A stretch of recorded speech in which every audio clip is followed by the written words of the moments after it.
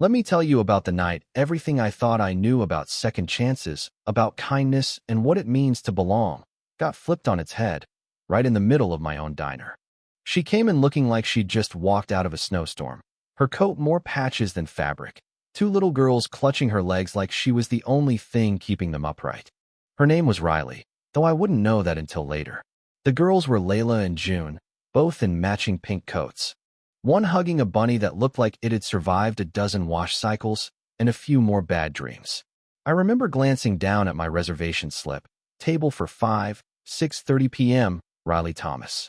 Thing is, in this dusty town, nobody reserves tables. Not for 5. Not ever. Especially not at Maple and Iron, my little patch of linoleum and coffee-stained menus at the edge of nowhere. Maybe that's why I couldn't stop staring, couldn't quite shake the feeling that this wasn't just another cold night. So, I did what I always do. Offered them the warmest booth by the heater. Try to keep my smile easy and my voice light. You know, just being that guy. The kind who'll improvise pancakes and kindness if that's what you need. You know what I mean? But Riley. She was careful. Moved with the kind of quiet grace you see in people who've had to make do, who've had to keep it together when everyone else fell apart. The girls drew on napkins. Riley kept an eagle eye on them, her hand landing softly but firmly whenever a sugar packet got too interesting. 15 minutes passed before she ordered vegetable soup for her, a grilled cheese and water for the girls. When I offered them hot cocoa on the house, she just smiled, tight, polite. Just water, but thank you. Like she'd learned a long time ago to say no before the world could take anything else away. Still, I brought the cocoa anyway. That's the kind of stubborn I am. As I brought their food, Layla looked up at me, big eyes shining. Thank you, mister. She introduced her bunny, Officer Paws. He keeps the bad dreams away.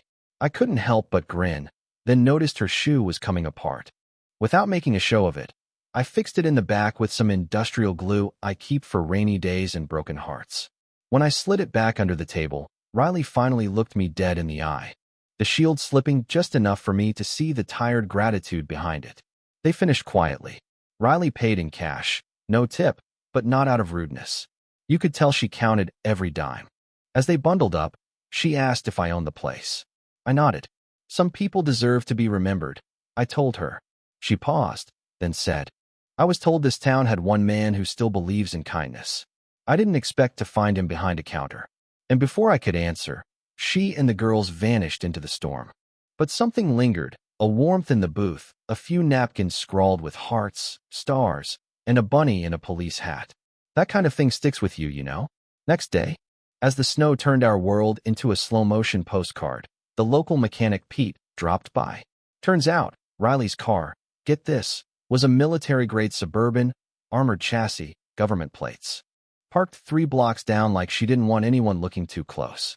Some folks wear old boots because that's all they have, Pete muttered. Others wear them to see who's watching. That's when I knew. This woman wasn't just running from the cold. That evening, Riley came back, alone. No twins. She ordered coffee, sat in her old booth, that guarded look softening just a hair. I couldn't help myself. So, you drive an armored SUV, fold your coat like you're issuing gear, watch every exit. You want me to believe you're just a broke single mom. She met my gaze, didn't blink. I didn't come here to lie. I came to see who'd notice what I don't say. She finally admitted it. Former Army, 6 deployments, lost her husband in Kandahar, been bouncing from base to base since. I didn't need a date, Sam. I needed to know if good men still existed. I didn't have an answer. Just reached across, let her see I wasn't running. Not this time. Next morning, Layla and June barreled in like a couple rays of sunshine, dragging Officer Paws behind them.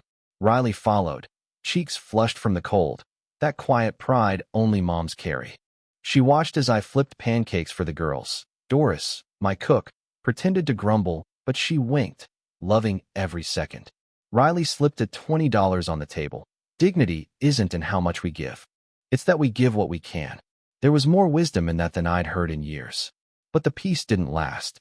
Word spreads fast in small towns. Riley wanted to use her pension and savings to turn the diner into a drop-in center for veterans. The whispers started, outsiders, wrong kind of people, you name it. At the town hall, she stood up. No uniform, no medals, just her voice. Sometimes all someone needs is a sandwich and a second chance. Most folks muttered, but when I spoke up, told them how this place, and Riley, had helped me remember who I used to be, something shifted. Not everyone clapped, but nobody walked out either. Just when I thought we'd turned a corner, hate showed up. Someone smashed the diner. Spray painted "Get Out" on the wall, stole the donation box. Riley came anyway. You don't get to protect me from this, Sam. This isn't just your diner anymore. That night, we cleaned up together. Paint-stained hands side by side. Healing isn't about forgetting, she whispered. It's about building something new on top of what you can't change. The whole town pitched in, mending walls, repainting booths, bringing life back to maple and iron. The kids made a welcome home sign in crayon. Doris baked enough cinnamon rolls to feed an army. And the donation box started filling again, this time for scholarships, for the future. One afternoon, I led Riley to the old storage room. Now a quiet space with 2 chairs, a bookshelf, a photo of her late husband, Travis, and a sign, Travis's room, for anyone needing a place to breathe. She cried, not out of grief, but out of relief. He would have liked you, she said. Then I'll do my best to deserve it, I answered. Life rolled on, spring pushing through the snow, laughter replacing silence, the diner buzzing with second chances. One morning, Riley handed me a ring. Not a proposal, but a promise. I won't walk away when things get quiet. I want peace with you. For the first time, we sat as a real family. A table for 5, no ghosts. Just hope. But even now, some folks still mutter, still doubt. That's the thing about new beginnings. They challenge old fears. So let me ask you, what do you believe? Is kindness enough to build a home? Or do we always carry the past with us? Is it possible to forgive what we can't change and still choose to love every single day? I'd love to hear your take. Drop a comment below. Tell us what home means to you, or if you've ever had to fight for your own second chance. If this story moved you, hit subscribe, share with a friend, and help us keep stories like this alive. After all, hope is contagious, and sometimes it only takes one good person to change everything. Funny thing about small towns is, sometimes you wake up thinking the hardest part is over, that the wounds have all scabbed up and life might finally get a little easier. But that's the trap, thinking healing happens in a straight line. Around here, peace always comes with a twist.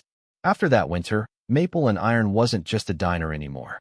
It was a living, breathing heartbeat for folks who'd lost their rhythm. Riley and her girls.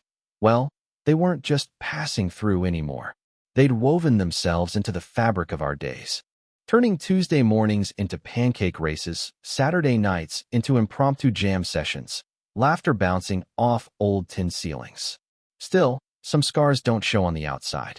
Riley kept one foot out the door, even as she set down roots. She got restless, eyes darting every time a stranger walked in, body tensing when the phone rang after dark. I saw it in her. The soldier who never quite put down the pack, who scanned every room for exits even while pouring coffee for regulars. Me? I kept busy fixing what I could. Chairs, coffee machines. Or if loving Riley was just learning to live with both hands half full. It all came to a head one warm evening in May. The town held its annual Founders Festival. Music, cheap hot dogs, and the kind of games where you always lose your quarters but somehow win a memory. Riley was quiet all day, helping set up a table for the new Veterans Fund. The girls wore matching dresses, beaming like the sun. I watched her standing in the crowd, half here, half somewhere I couldn't follow. That's when the twist hit. A stranger arrived, tall, sharp suit, military posture. He didn't come for food or company. He came for Riley.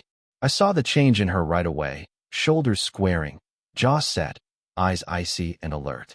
He introduced himself as Captain Gentry, Army Liaison. Orders came through, he said, voice low. They want you back for a consult. Just a few weeks, but he didn't finish. He didn't need to. The girls overheard. Layla's face crumpled. June clung to Riley's sleeve like she'd never let go. Riley didn't answer, not at first. She just looked at me, and for once, her mask cracked. I saw the fear. The pull of duty against the gravity of home. You promised you'd stay, June whimpered. Riley knelt beside her, voice barely a whisper. Mama has to help her friends, sweetheart. But I'll always come back.